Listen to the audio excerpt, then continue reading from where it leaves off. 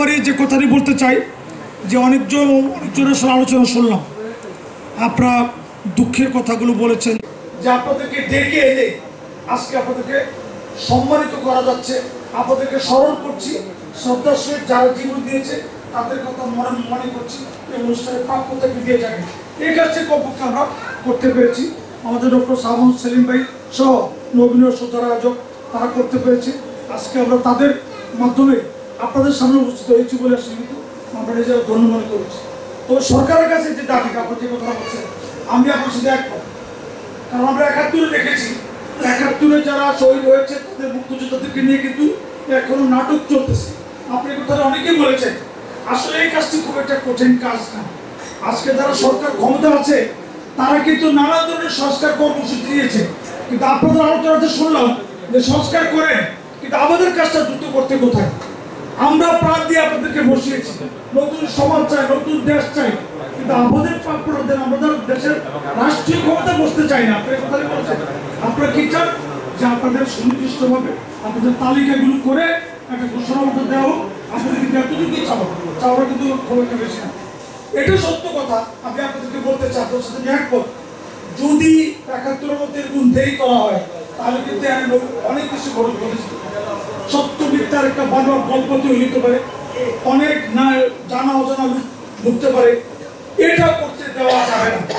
এ কারণে আমিও দাবি জানাচ্ছি আজকে এখানে দাঁড়িয়ে যে অতি দ্রুত আপনারা যাই কিছু করেন, জনগণের যারা সাধারণ জনগণ জীবন দিয়েছে তাদের দাবিটাকে আগে বাস্তবায়িত করেন।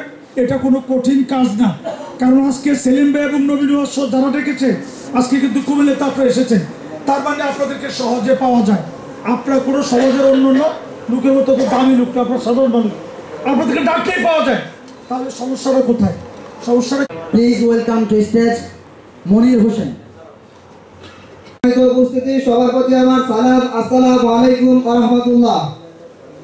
সম্মানিত উপস্থিতি, আজকে আমরা এখানে উপস্থিত হয়েছি, আমাদের মুখ্য বিষয় হচ্ছে জুলাই সনদ এবং জুলাই ঘোষণাপত্র। এই জুলাই সনদ এবং জুলাই ঘোষণাপত্রের বাধা হয়ে দাঁড়িয়েছে একটি কুচক্রী মহল। তারা বলতেছে আমরা নাকি আন্দোলনে সামিল হয়েছি আবেগের তাড়নায়। তারা আমাদের রক্তের উপর দাঁড়িয়ে বলতেছে জুলাই ঘোষণাপত্র নাকি রাষ্ট্রীয় সংবিধানের সঙ্গে।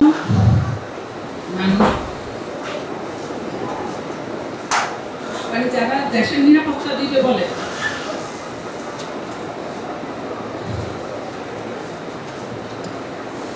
যারা দেশের নিরাপত্তা দিবে বলে শপথ গ্রহণ করে, দেশের সংস্থা পাবে বলে দেশের সরকার গঠিত হয়, তারাই আবার নিজের দেশের মানুষের উপরে অত্যাচার শুরু করে।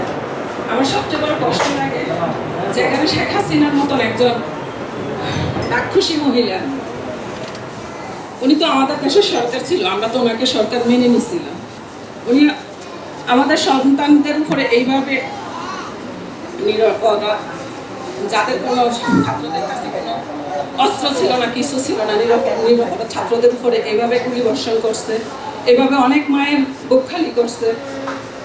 উনি যুদ্ধ অপরাধীদের জন্য একটা আন্তর্জাতিক ট্রাইব্যুনাল তৈরি করছিলেন। ওই আন্তর্জাতিক ট্রাইব্যুনালটা কিন্তু যুদ্ধ অপরাধী যে বলছিল ওদের বিচার করার জন্য বিচারও করছে উনি। আমি ওই আন্তর্জাতিক ট্রাইব্যুনালে যখন আমার ছেলের মামলা দিতে গেছি, ওইখানে দেখছি যারা শুধু ওইখানে গেছে আপনার ইয়ার জন্য, মানে তাদের সাক্ষী হাজিরা দেওয়ার জন্য, তাদের ওই গাড়িগুলো আমি নিজের চোখে দেখছি ওইখানে কি অবস্থা করছে। তারা ওই বিচার হাজিরা দিতে যায় ঢুকছে যে যাদেরকে উনি যুদ্ধ অপরাধী বানাইছে, তাদের গাড়িগুলো ওইখানে এখনো পড়ে আছে এইভাবে।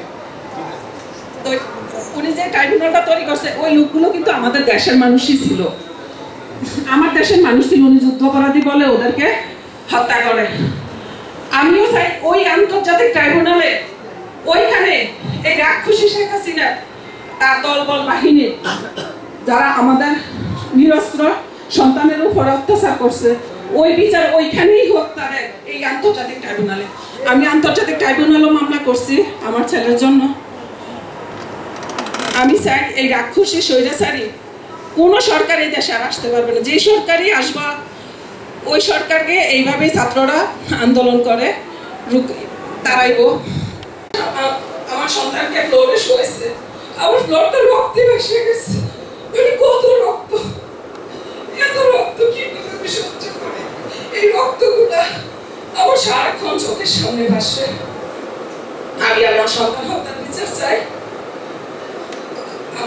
সন্তান হত্যা বিচারের জন্য আপনারা সবাই সহযোগিতা করবেন আমাকে।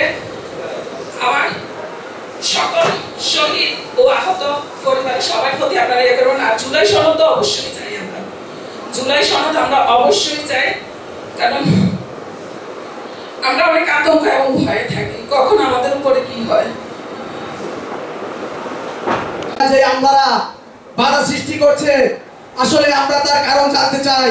তাদের কি এখানে হাত কি, তাদের কি, আমরা কি অন্যায় করেছিলাম এই বাংলাদেশকে স্বৈরাচার মুক্ত করার জন্য? আমার ভাইয়েরা যে রক্তের আঘাতে বুলেটে কত মায়ের বুক খালি হয়েছে আপনারা দেখেছেন। 24-এর যে ছাত্র আন্দোলনে হাজারো শহীদ যে রক্তবরণ করেছে, হাজারো ভাইয়েরা আমাদের এখনো পঙ্গু অবস্থায় হসপিটালে কাতরাচ্ছে। আমাদের তাদের অধিকার, আমাদের এই অধিকারটুকু আমরা চাই। আমরা এখানে কোনো দালালি করার জন্য আসি নাই। দেশের ভিতরে করতে হবে, এটা আমাদের একমাত্র দাবি।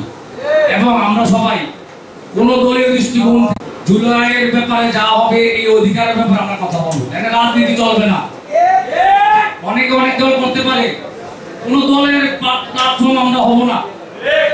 আমরা একটাই দাবি, আমাদের জুলাই সনদ এবং আমাদের অধিকারের ব্যাপারে ভবিষ্যতে যা করা দরকার, এবার কুমিল্লাতে হোক, ঢাকা হোক, প্রধান উপদেষ্টার বাসার সামনে হোক, বাংলাদেশের যে কোনো প্রান্তরে আমাদের অধিকারের ব্যাপারে সবাই সচল থাকবো এবং সবাই এই ব্যাপারে যে কোনো ঘোষণা একদিনের মাধ্যমে যদি ঘোষণা আসে আমরা সবাই একসাথে উপস্থিত হবো।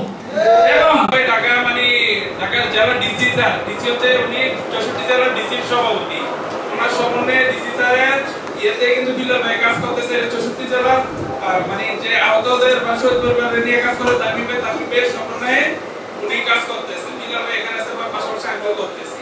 তো এখানে আমাদের যে দাবিগুলো আছে এগুলো যাতে সবাই মানে আদায়ের জন্য ঢাকার রাজপথে ঢাকা হলে সবাই যায়, এটা আমার বিনীত অনুরোধ আমাদের শহীদ পরিবার এবং আহত যোদ্ধা ভাইদের কাছে, কারণ এটা আমাদের দাবি। যদি ভবিষ্যতে কোনো সরকার বা কোনো কিছু আসে আমাদের জানি ক্ষতি করবে জুলাই সনদ বা ঘোষণা জন্য আমাদের প্রত্যেক শহীদ পরিবার আহত যোদ্ধা ভাইয়ের পরিবার এবং তাদেরকে নিয়ে পাশে জড়িত ঝুলাবে না, এটার কোনো গ্যারান্টি নাই।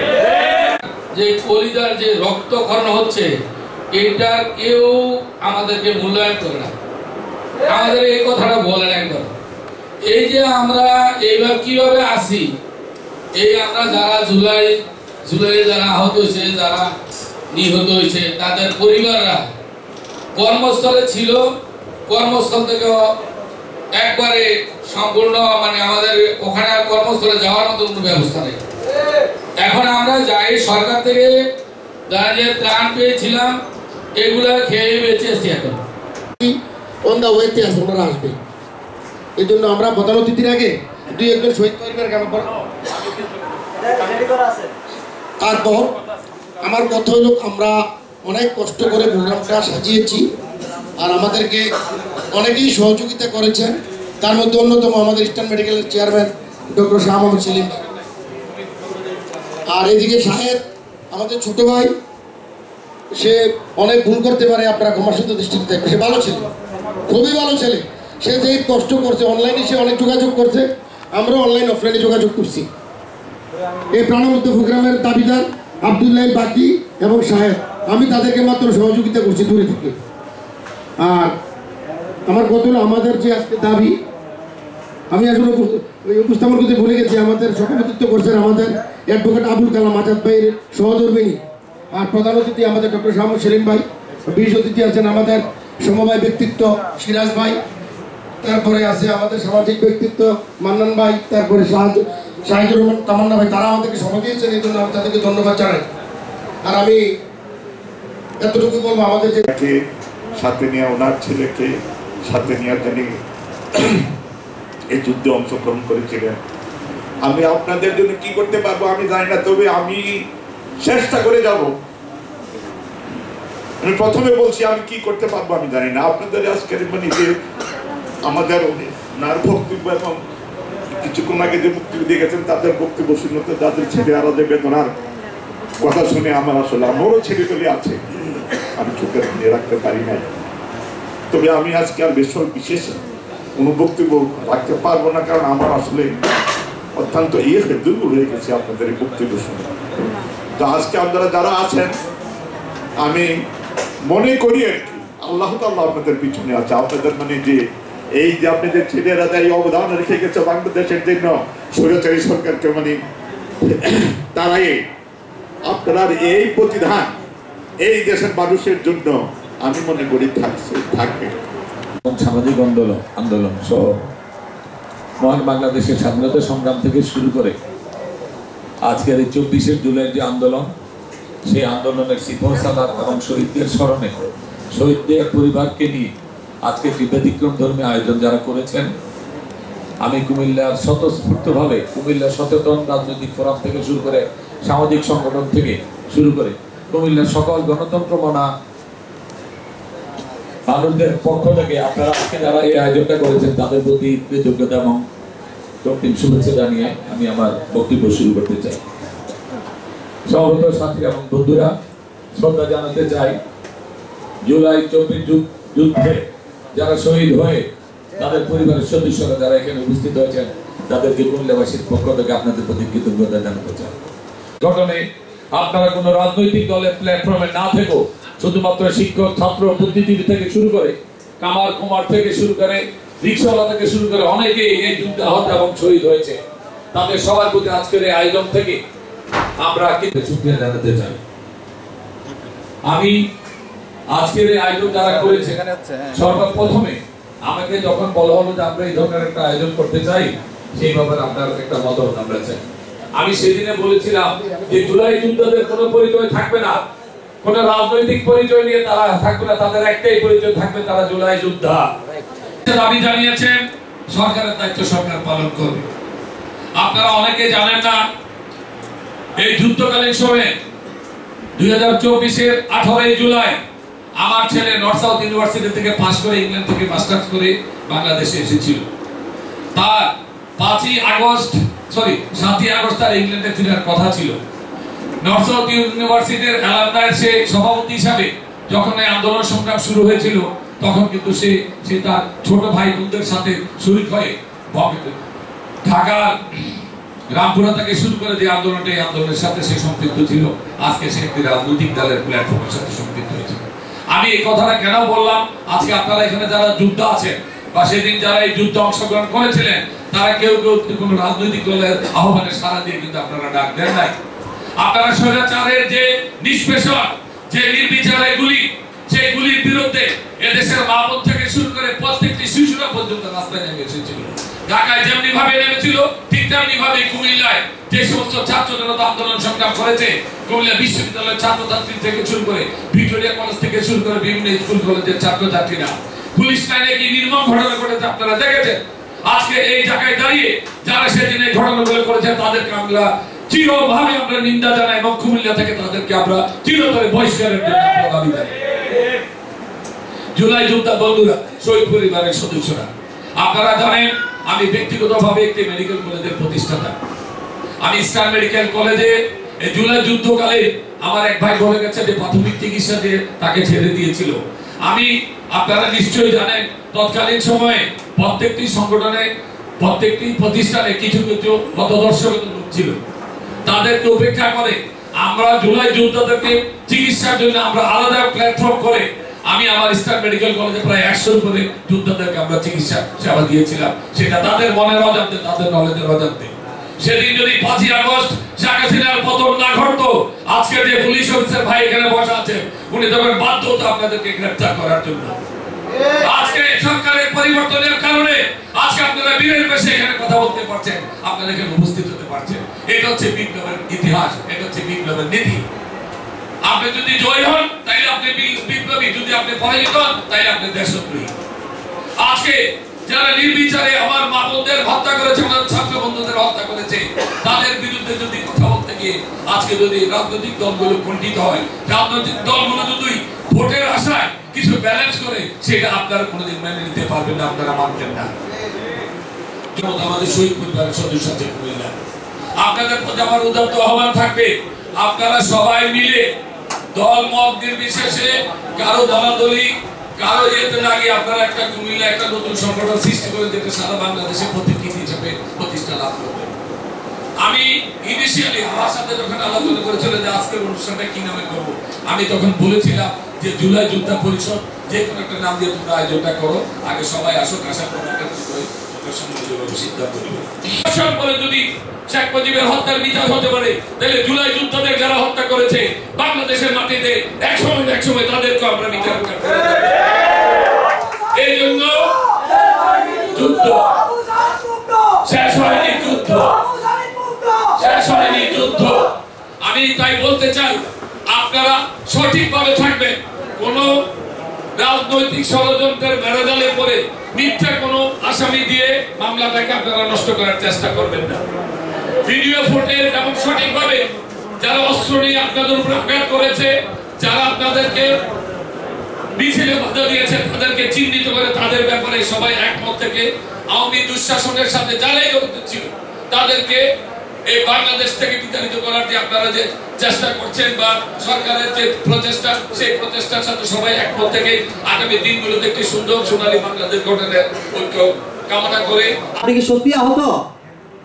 আপনি কি সত্যি শহীদ পরিবারের কেউ? এই অপমান আর বয়ে বেড়ানো সম্ভব নয়। আমরা শুধু শহীদ পরিবারের সদস্য বা আহতদের একজন নয়, আমরা এই দেশের একজন নাগরিক। আমরা নিজেরা রক্ত দিয়েছি, এখন রাষ্ট্রের দিক থেকে দায়িত্ব প্রার্থনা করছি। আমরা ভুলিনি 24 জুলাই যারা গুলি চালিয়েছে, যারা নির্মম হত্যা করেছিল আমার ভাই বোনদের মা বাবার উপরে, তারা আজও রং পাল্টে জায়গা পাল্টে প্রশাসনের জায়গা নিচ্ছে। আমরা এই অন্যায়ের বিচার চাই। প্রকৃত আহত ও শহীদ পরিবারের নাম প্রকাশ করুন ও তাদের ন্যায্য অধিকার ফিরিয়ে দিন, সম্মান দিন। সকলের জন্য উন্নত চিকিৎসা, যাদের উন্নত চিকিৎসা দরকার সেটার ব্যবস্থা, এবং কি চিকিৎসা সংক্রান্ত যত জটিলতা আছে সবগুলো যাতে না হয়। এক কথা উন্নত চিকিৎসা যাতে হয়, ওষুধ সামগ্রী যা লাগে সবকিছু যাতে একদম কাগজে কলমে সীমাবদ্ধ না থাকে, যাতে এগুলো বাস্তবায়িত হয়। প্রতিটি জেলায় আহতদের জন্য সহায়তা ডেস্ক স্থাপন করুন। কারাদণ্ড ভোগকারী সংগ্রামীদের, যারা কারাদণ্ড ভোগ করেছে আমাদের জুলাই আগস্ট গণঅভ্যুত্থানে আন্দোলন করতে গিয়ে, তাদের দ্রুত পুনর্বাসনের আওতায় আনুন। তারাও সাদা মনে মানুষ, পরিচ্ছন্ন ব্যক্তিত্ব ছিলেন। এবং মঞ্চে দেখছি আমাদের অত্যন্ত প্রিয় রোটারিয়ান সিরাজ ভাই, আরেকজন সাদা মনের একটা নিদ্রিত মানুষ, যিনি শান্ত প্রকৃতির এবং ঠান্ডা থাকতে পছন্দ করেন।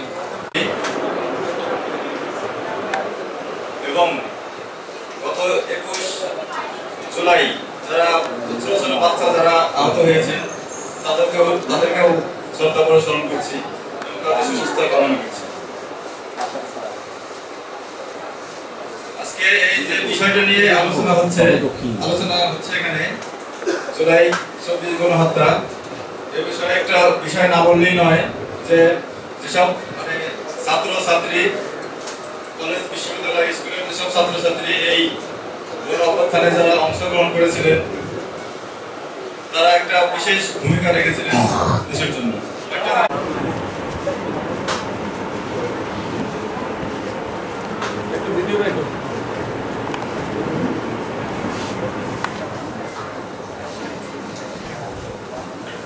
ঠিক আছে, সামনে দেখাও।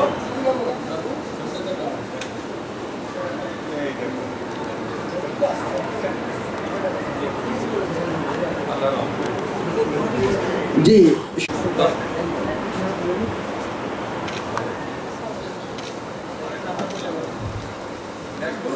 পরবর্তীতে হচ্ছে স্টেজে আসার জন্য বিশেষভাবে অনুরোধ জানাচ্ছি রবিন তার পরিবারের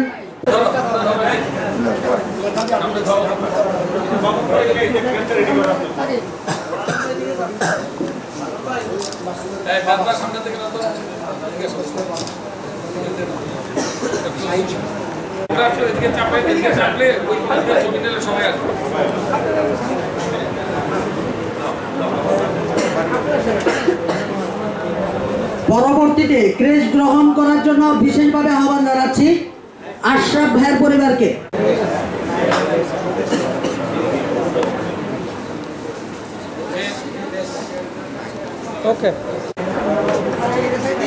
আজকের আমাদের অনুষ্ঠানের যিনি সভাপতি আছেন ওনার হাতে হচ্ছে সম্মান স্মারক তুলে দিচ্ছেন। শহীদ পরিবারের পক্ষ থেকে হচ্ছে শহীদ পরিবারকে হচ্ছে সম্মান স্মারক তুলে দিচ্ছেন।